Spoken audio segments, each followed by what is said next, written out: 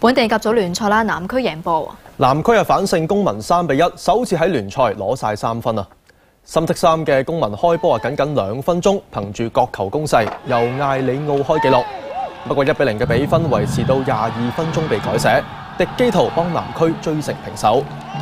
南區完半場前更加係反先添啊！都係多得林家亮接應傳中門前撞入成2-1。佢哋喺換邊之後繼續向公民施壓，終於踢到68分鐘，由卡里爾射入空門，南區最終係贏3-1。喺深圳舉行嘅高爾夫錦標賽打完3輪之後，韋斯活特同埋奧斯夫辛並列喺榜首。